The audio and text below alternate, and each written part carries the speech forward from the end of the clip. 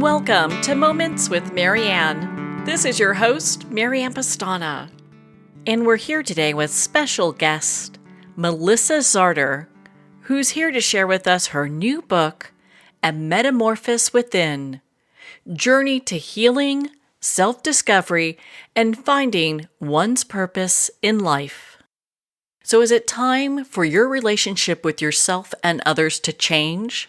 Well, today we're going to cover just that. Melissa Zartar is a licensed marriage and family therapist specializing in individuals, teens, couples, and family psychotherapy based in Woodland Hills, California.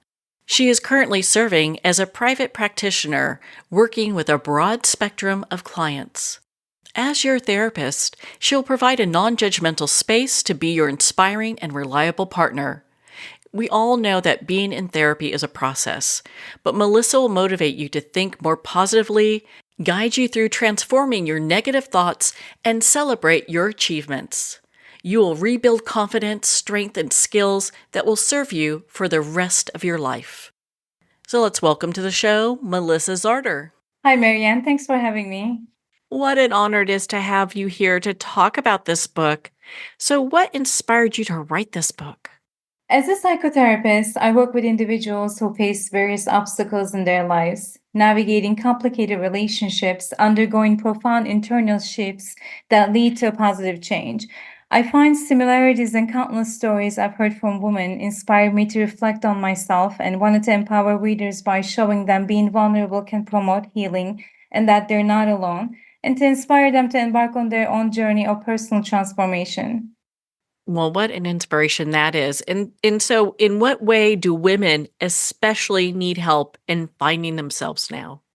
Women, like anyone else, can benefit from support and resources to navigate the journey of self discovery. It is important to acknowledge that every person, regardless of gender, cultural standards, or gender stereotypes, experiences unique challenges and opportunities for personal growth. As women, it is our responsibility to cultivate self love and awareness, understanding our needs and relationships, as well as defining the kind of life we aspire to lead. So I know in your book you talk about having empathy. Why is that important? Yes, while empathy is an essential quality, it fosters profound understanding and connection. Its downside can manifest into individuals experiencing emotional exhaustion, being exploited, and potentially leading to heightened stress. Empathetic women should prioritize self awareness as it helps them navigate the fine line between compassion and having boundaries. When we talk about being comfortable with boundaries for people that have never had boundaries before, how do they establish that? I think boundaries come from being self-aware, by being able to knowing ourselves, what are some of our limits, what are some things that we're comfortable with or not. And once we are sure of that, knowing ourselves better, then it is easier to express that and being able to set up healthy boundaries with people. I was interested in how you even address that in your book. Sadly, there are a lot of instances these days that our men try to take advantage of women, and they are sneaky. By nature, women tend to be too generous when it comes to love. At times, we might show selflessness, so it's critical that we exercise caution and notice deceptive behaviors to avoid falling into a trap of a con artist to preserve our financial and personal well-being. So in your book, you talk about setting difficult personal goals. So why should we do that? So I believe setting goals that we may perceive as challenging is an essential part of self-discovery process. To recognize that we are capable of challenging ourselves to grow, to build resilience, and to maintain motivation, setting and achieving ambitious goals pushes us to go above and beyond our own expectation and accomplish significant success, and how far we think that we can go. And of course, I mean, we need to be mindful of like our safety, our finances, when we need to be realistic and achievable goals. But yes, I mean, depending on, how comfortable they are with, setting goals, difficult goals and challenging goals can be like maybe moving out of state or changing a career, changing jobs. And so to some, this such goals can be difficult because it requires bravery and more effort to taking steps that that needs to be get there. I was so impressed because in your book, you talk about things that I have not seen in other books, which is so important. And one is talking about how we survive romantic relationships. And Mhm. so, where do we start with that? So, prioritizing self care is essential to moving on from a breakup since it promotes both emotional healing and personal growth. We need to allow ourselves to grieve and process the emotions associated with the breakup. We can use our creativity with art, journaling, meditation, and physical movement that can be very helpful. Creating a support system by reaching out to friends or family who can offer understanding and encouragement, and engaging in activities that brings us joy and sense of accomplishment, and consider seeking professional support through therapy to gain insight and coping strategies. In your book, you share about how recovering from a toxic relationship is a frequently difficult process that calls for a great deal of bravery, introspection, and self care. So, what are some of those points that we could start making in our own lives? What are some of the self care, maybe bravery points that we can start? Yes, great question. So it is important for us to first being able to prioritize ourselves and being able to recognize like what are our goals and what makes us happy, and taking our time to grieve the breakup, and taking some interventions to help yourself to like grieve the like loss of a relationship, such as by connecting with support system or by journaling, seeking professional help can be helpful, and prioritizing self-care is really essential. It promotes both emotional, physical, spiritual way to improve our overall well-being. So let's say that we're in a romantic relationship that is changing, and our partner just isn't as interested in us as maybe they used to be. What do Mhm. we do? Yes, yes. So this is a scenario that I see quite often in my practice. There are several steps that we can take. First, it's important to address the issue with an open communication and have a calm, sincere discussion to learn about their viewpoint and emotions. Talk about your worries and feelings while paying attention to what they have to say. And this conversation can help in determining any changes or underlying problems that may have arisen. Discussing ways to rekindle the connection or explore new activities together would inspire optimism and show effort. And lastly, it might occasionally be helpful to consult a therapist for advice or assistance in overcoming these obstacles. So I know we've talked about breakups. So what are some ways we can put ourselves first after we get over a breakup? Yes, as I mentioned, I think prioritizing self care is essential to moving on from a breakup since it promotes both emotional healing and personal growth. We need to allow ourselves to grieve and process the emotions associated with the breakup, and we can use, our, creativity with journaling, meditation, and reaching out to your support system, to your friends and family who can offer understanding and encouragement, and engaging in some activities that brings us a joy and sense of accomplishment. In your book, you talk about self awareness. Why is this an important piece? Yes, there are several excellent reasons why being self-aware is essential. Being self-aware enables us to recognize our strengths, weaknesses, emotions, and encourages us to personal growth. It helps with effective decision making and gives us the ability to navigate the life with authenticity and purpose. Um, Increasing self awareness involves regularly reflecting on our thoughts, emotions, and actions, seeking feedback from others, which is sometimes hard for people, and embracing the mindset of curiosity and openness to better understand yourself. Well, on that note, we're going to pause here for a quick break. We've been speaking with Melissa Zartar in regards to her new book, A Metamorphosis Within: Journey to Healing, Self Discovery, and Finding One's Purpose in Life. We'll be right back after these messages from our sponsors. Hi, I'm Julie Jansis, the angel medium. Want to know how to hear your angels clearly? Listen to the Angels and Awakening podcast every week. And if you want to go even deeper, register for my free 3-day Angel Fest online retreat to know exactly which angels are working with you. Register today at theangelmedium.com/free. That's theangelmedium.com/free. Hey, pay attention, everybody. Amy Vaughn and myself, Dutch Mendenhall, are hosting an event. Have you ever felt like the wealthiest in America play by a different rule book? Even if you earn well, make money, invest wisely, educate yourself, there is an invisible barrier. It separates you from the financial security enjoyed by America's elite. The economic landscape changes every day. The wealthy elite know how to stay ahead of it because we play by a different rule book. At InvestWell Summit, we'll share all the plays, and we're making it to win. Spots are going to sell out fast at InvestWell Summit, so get your butt to investwellsummit.com and secure your seat now.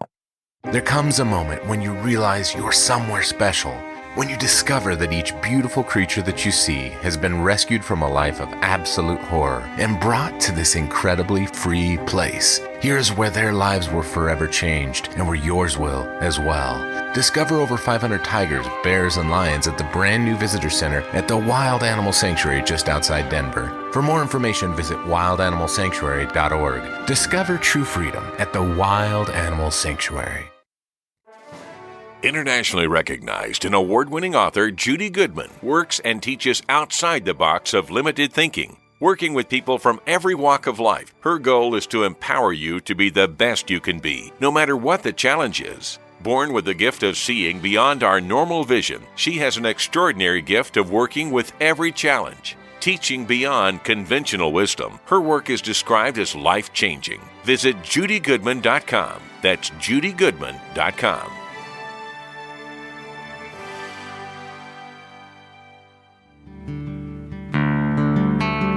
I'd like to thank Jason Eastwood at Guitarfulness for sharing his inspiring music and talent with us. His music is known worldwide for cultivating atmospheres of harmony, inner peace, and clarity. Visit Jason's website at guitarfulness.com. Join his newsletter, be part of his community, and download his music. Welcome back to Moments with Marianne. We're here today with special guest Melissa Zartar, who's here to share with us her new book, A Metamorphosis Within: Journey to Healing, Self-Discovery, and Finding One's Purpose in Life. So when we develop a greater sense of self-awareness, do we tend to improve our self-regulation as well? Certainly, yes. When we foster a greater sense of self-awareness, we often experience improvements in self-regulation. Understanding our thoughts, emotions, and behaviors allows us to identify triggers and patterns, empowers us to conscious choices to navigate challenges with a greater sense of control. For instance, someone who's aware of their tendency to procrastinate might consciously work on setting realistic goals and deadlines to enhance their time management skills. In your book, you talk about balance and stability. So, how do we get to this place of balance and stability when we feel like everything's out of balance? Yes, that certainly speaks for all of us. We all multitask all the time. Women are more than men, but everyone had chaotic times when they needed to pause, take a deep breath, and regain balance when we feel exhausted. To prevent feeling overwhelmed, we may take intentional and mindful actions, including we can start by identifying priorities and concentrate on the things that are most important to us. Divide difficult jobs into smaller, more doable pieces, and setting clear boundaries. Adopting self-care routines and include exercise, enhance your physical, mental, emotional health. And lastly, acknowledging the dynamic of nature of life, cultivate awareness, and welcome changes with positive mindset. In your book, I really like how you talk about this, is being in a relationship requires commitment and effort, and it is not always easy. And I think sometimes people don't go into a relationship realizing that there's a certain amount of work that's involved, right? Absolutely, yes. It is a commitment. It is agreement of two people putting hopefully reciprocated energy and effort to get to know each other. And it requires willingness, right, to showing up with your best ability that you can, and being able to hear and support your partner, with whatever you can do. Yes, definitely it requires more energy. In your book, you talk about how it's important for us to develop a practice of gratitude. So, Mhm. why is that important, and does that change our lives? It does. Practicing gratitude has the transformative power to positively impact our lives by shifting our focus from what may be lacking to identifying and appreciating the abundance around us.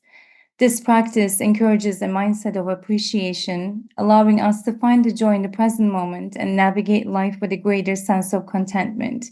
Studies shows that regularly acknowledging and expressing gratitude fosters a more positive outlook, reduces stress, and improves overall well-being. So, is it important for us to build connections with other people? Yes, there is. Yes, building connections is a crucial because human beings are inherently social creatures, and meaningful relationships contribute significantly to our well-being. Establishing connections with others provides emotional support and sense of belonging and opportunities for shared experiences. It just seems during this time that so many people are having a difficult time making connections with one another. What are some ways that they can kind of start incorporating that into their lives? Yes, being able to connect with friends that maybe haven't spoken for a while, certainly social media can help with that. But also being able to utilize some resources in your communities that you can be part of.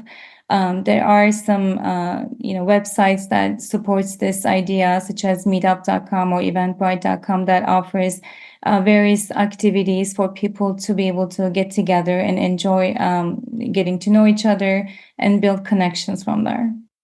In your book, you talk about letting go of the past, and I found that to be hugely profound because how often do we grab onto that? And you talk about how, and I've heard this before, but it really stuck with me the way that you put it is acknowledge and accept the past as something that has shaped you, but don't let it define you. And I felt that was so empowering. It is. It is very empowering. And oftentimes, we are so attached to our experiences and memories, and sometimes painful ones, and we hold on to them. However, if we are to, choose to maybe see them as a possible lessons that we needed to learn, or some experiences that we had to go through in order for us to become who we are today, it might be easier for us to be able to let go and focus on the present moment. Yeah, it's so empowering to be able to let go of that because I hear about how that really holds people back in so many ways. It sure does. And it also um, holds us to be able to move forward and develop personally, and being able to make new connections, because we carry that energy with us, we carry that feelings, and we are so attached to the experiences, and it does not do any good to us to live in the past. I think it's important to be able to look at it more, maybe holistically, about our past, and even being thankful of everyone that served a purpose in our lives, and whether it was positive or negative, and just accept that. I think those experiences are done, and we learned something from it and made us who we are today. There's a quote in your book by Mark Manson that I've been waiting to talk to you about. So it talks about ascribing meaning to our pain. This can actually give our life purpose. And I'd love for you to share about that. Yes, I'm a fan of Mark Manson and his books, and he believes that pain is a part of the process. It's important to feel it to heal it, and from pain comes self-discovery. And I so agree with him on this. And even though going through difficult circumstances can be painful, I can see how it can improve our understanding of ourselves. And if we can take a moment to stop being victims of experiences and instead focus on what they are attempting to teach us rather than why they happened, our perspective on life can be profoundly altered by adopting a holistic viewpoint. I've been waiting for that answer. So I'm glad that we've been able to spend this time and talk about that. I mean, as we look at your book in its totality, and there's so much great information, so many resources in your book, what do you want readers and our listeners to take from your book? Thank you for this question. So I hope the readers and listeners find inspiration within the pages of my book, nudging them towards self-discovery and embracing change. My goal is for my book to serve as a guide that encourages positive actions, nurtures personal growth, and contributes to crafting the life we've always envisioned. So, Melissa, where can our listeners connect with you and learn more about A Metamorphosis Within and be part of your community? Thank you. My book is on Amazon, and I have a website. It's wisdominme.com. I also have a social media page, Instagram page with a wisdom in me _ Facebook page with a wisdom in me. So these are the pages that they can find me. Well, Melissa, thank you so much for taking the time to be on the show with us here today. I thank you very much for the opportunity, Mary, and it was a pleasure being here. Well, thank you, Melissa. It's been such an honor to spend this time with you and to talk about your new book, A Metamorphosis Within: Journey to Healing, Self-Discovery, and Finding One's Purpose in Life. Both books we talked about today are available at Amazon, Barnes & Noble, and all indie retailers. And remember, support our indie bookstores. Well, we're at the end of our time today. I'd like to thank everyone for tuning in. You've been listening to Moments with Mary Ann, where we make every moment count.